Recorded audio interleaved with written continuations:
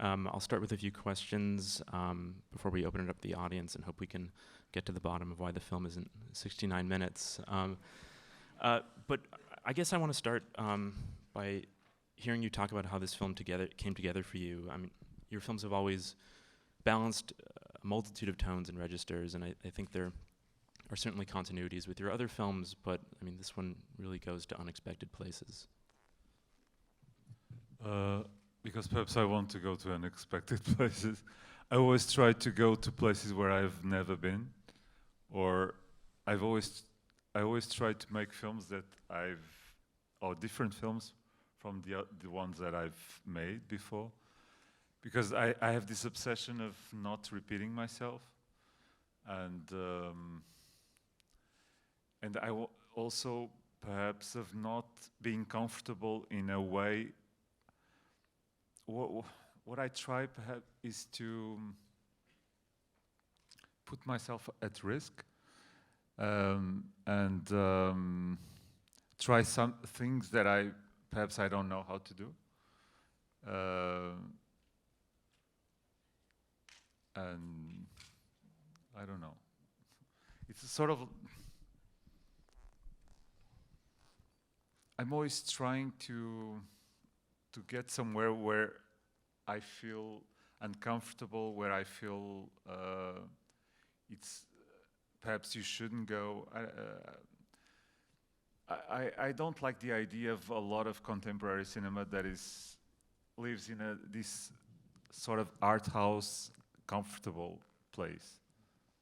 So what made you the most uncomfortable about this film? No, first, because it's well, I think it's a comedy, or I wanted it to be a comedy. When I co-wrote it with João, Rui, and Paulo,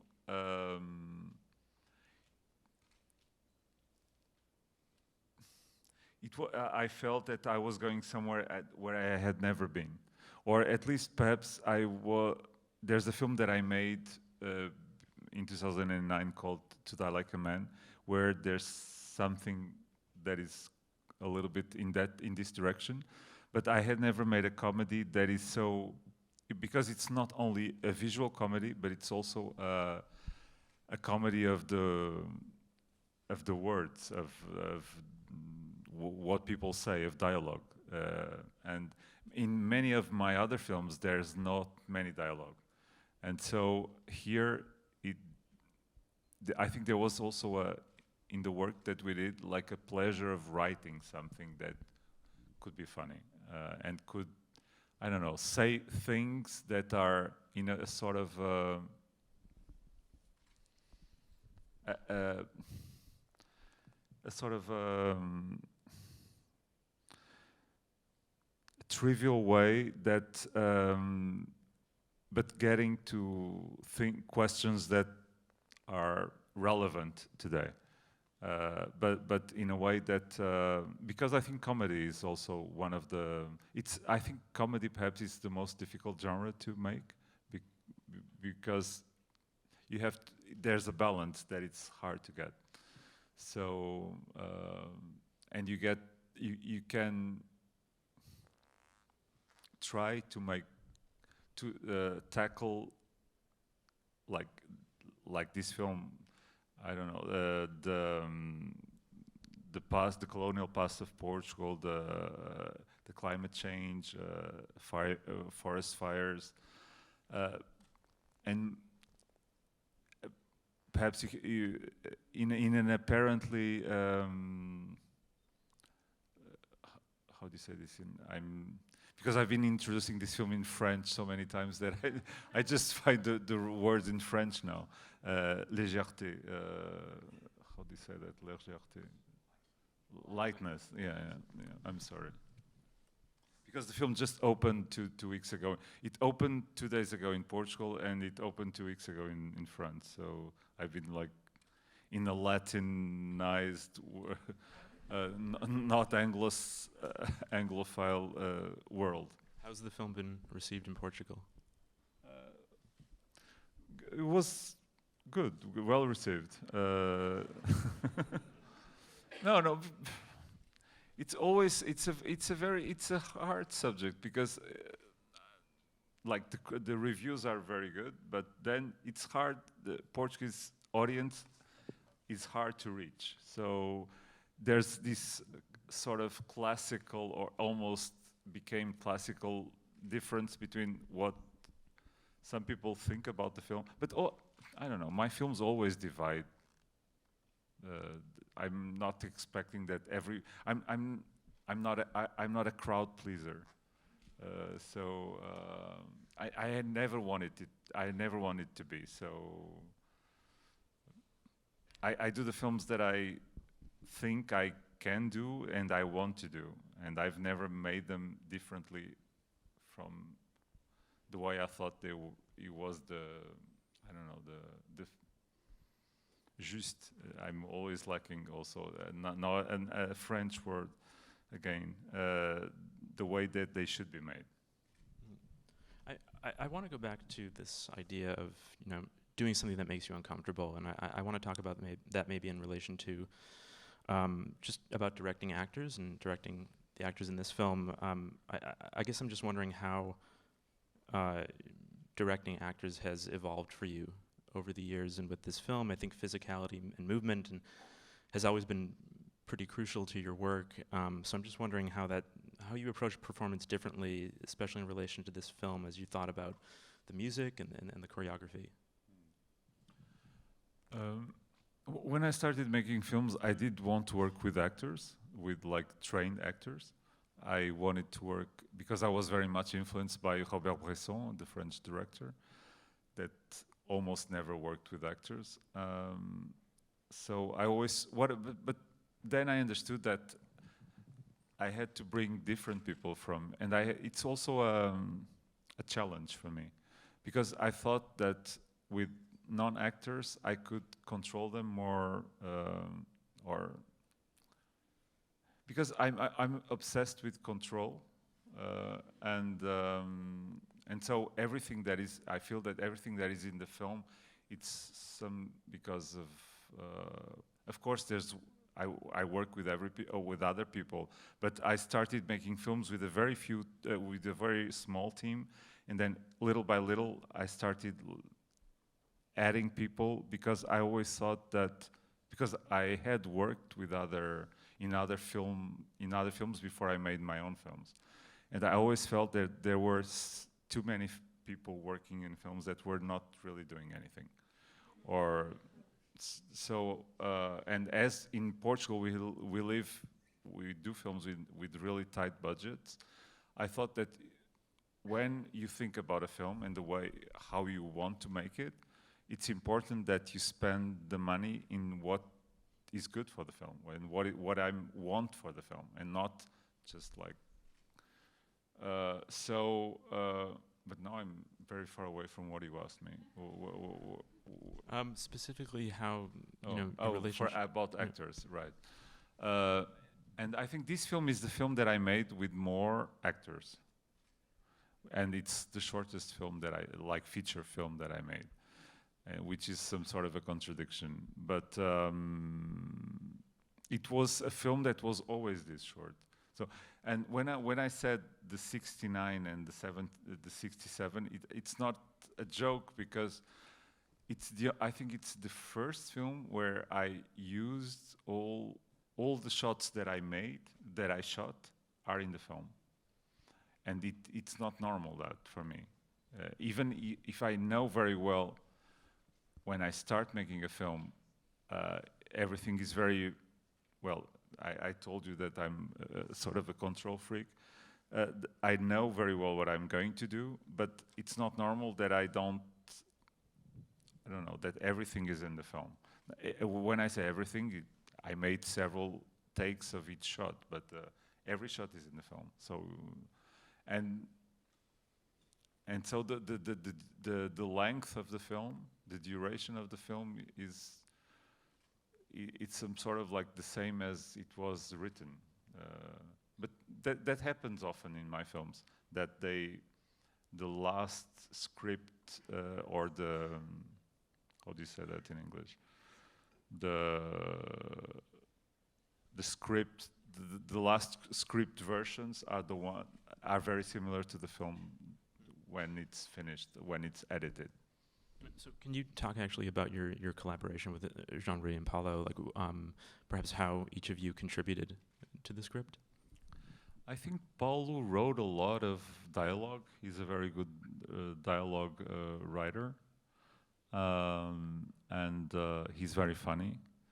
And also in the songs, because the film is a sort of a musical, but we didn't compose any songs for the film. So there's songs that already existed before and he knows a lot about these old songs, like a Tree, a Friend, the song that you listen in the beginning in the forest and then you listen again in the end. It's a song from the 80s that it's not I was a little bit older, so it's not my childhood memories. I think it comes more from Paulo. But it was really when I discovered it, because Paulo showed it to me. It was really for the scene when the prince is like, he's still a teenager and he's learning about the love for the trees, and it's also his sexual, how do you say that? Awakening. It makes a sense that to use this song that is a sort of naive, and like then with the idea of bringing the chorus of children, the other children, and like playing with that idea of naivete and yeah.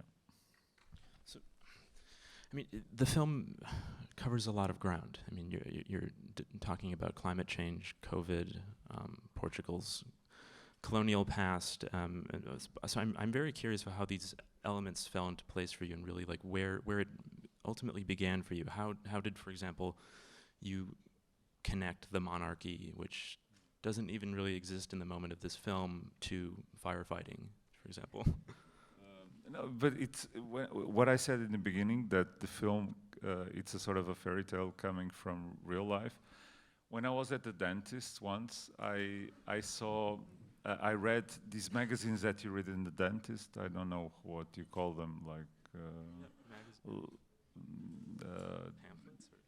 it's like tabloids, sort of tabloids. It's not really tabloids, but I don't know what's the name in English. But there was this something about because we live in a republic since 1910, but there was this article about there's the descendants still, that our prince wanted to be a fireman.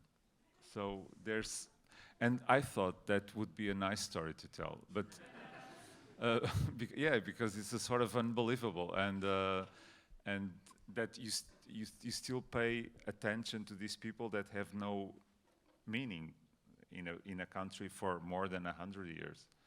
So, but at the same time in Europe, there's like our neighbor country, Spain, still has a monarchy, and the Queen of England just died. So there's a lot of sense in that not making sense. And so I thought that to tell this story, it had to be told in a comical way. It's not possible to tell this story seriously. So I think that was the origin of the film somehow. I'm also wondering about the painting that we see from at the beginning of the film and through to the end. We hear it discussed pretty prominently as well, and I'm curious just how you settled on this image. It was a painting that it's a Portuguese painting from the 18th century that is not in Portugal anymore. It's now in France in a museum in La Rochelle called the Museum of the New World, the Nouveau Monde, and it's a museum that portrays the slavery between Europe, America, and Africa.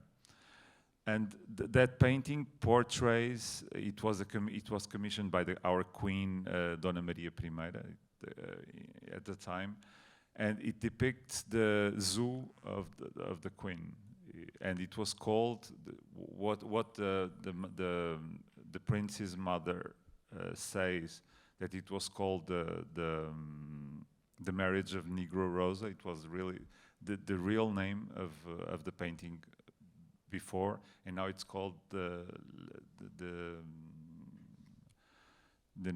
mascarade nuptiale. It's the what is it called in English? The bridal masquerade. And the fact that it changed name when it was sold to France. It was sold to France in the last century, in the 80s of the last century.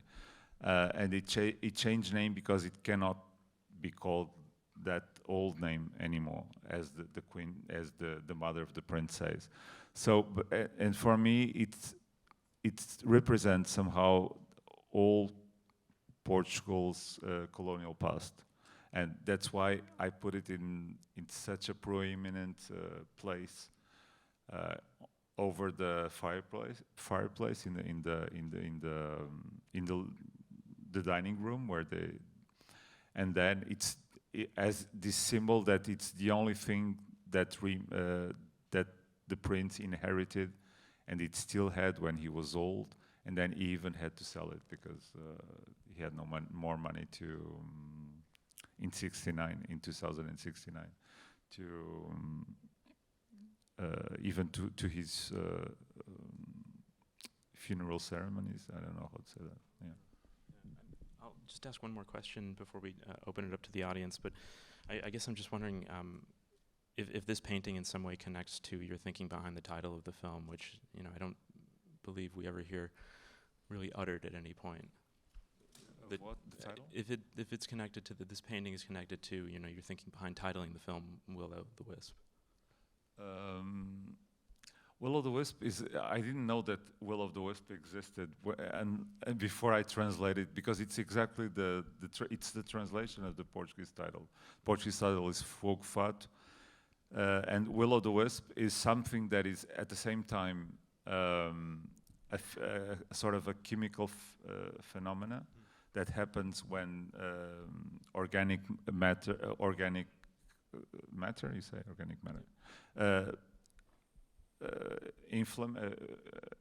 how do you say that?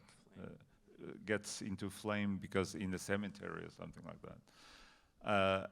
And before it was seen as some sort of supernatural phenomena. People didn't understand what it was. And what I liked is it's at the same time something that is real and unreal. And what I try is always to depart from reality to get into fantasy. And that is in itself in the title of the film, of Will-o'-the-Wisp. I think it has the same meaning in English. We can take some audience questions. Just raise your hand. We have a mic going around. I think I see something in the middle.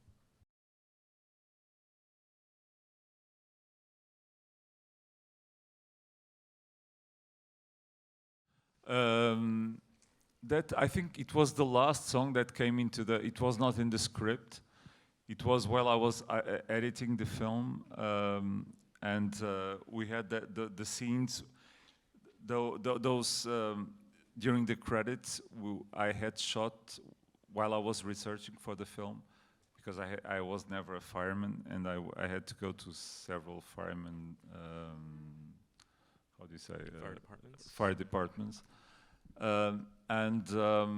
I had filmed them exercising, and I was experimenting with my editor, Mariana Gaivão, and we thought that we needed music for those for the credit scene, and we thought that I remembered the magic flute, because the magic flute is also a sort of a fantasy, and we tried we experimented with the magic flute, and especially with the first aria you listen is Tamino, who's looking for Pamina, and so in the sense, even well, we didn't translate the lyrics, but when the prince goes to the fire department, in this is looking for, he will find love. So it also made sense to use that aria in that moment, and then in the end, it comes back. It's the opening of the opera, and we thought that it's sort of martial. It really worked well with the camera movement that I imagined and that I shot, and how I shot that scene. So.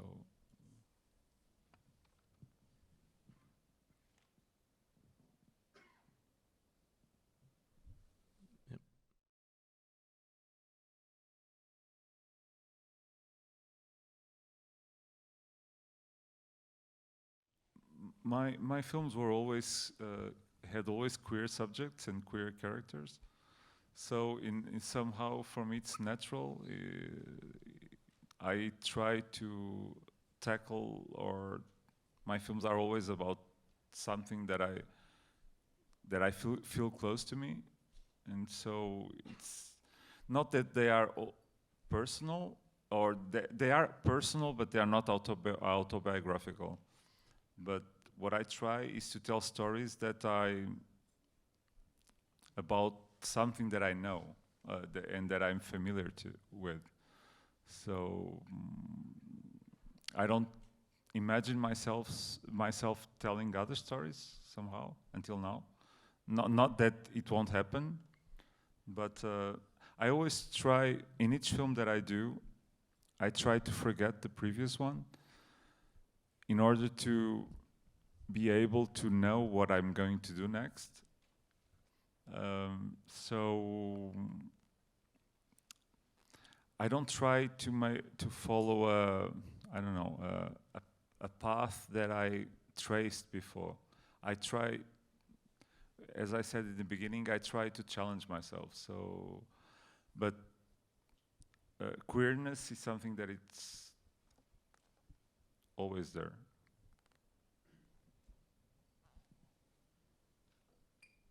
Yep, way in the back.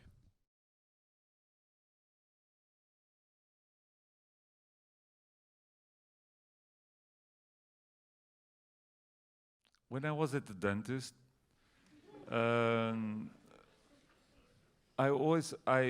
me it's very mysterious why people, like looking at these magazines, why people open their houses and show their lives to other people. Something that you should like keep for yourself.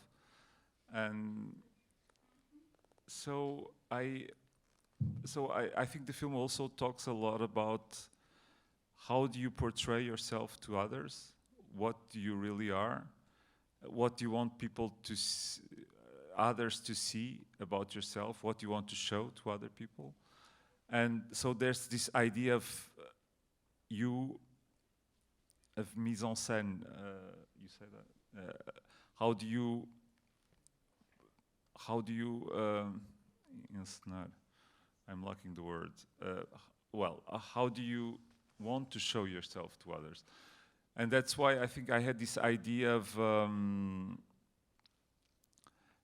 these more theatrical scenes in the beginning, where the actors address the audience to recognize that, or to acknowledge that they are aware that they are being seen, and to somehow underline that fact. And then you get to the fireman's department, and the style of the film changes a little bit, because in the beginning it's more like long shot. It's just like it's really long shots that are just cut with like some sort of details of the painting, or then there's these shots of the dogs. But formally, the film is different from that more austere, more, I don't know, more formal world. And then you get to the fireman's house, and it's more, as the prince, he finds a more democratic, some sort of democratic society, different from the one where he was brought up. We can take one more question. We'll take right here.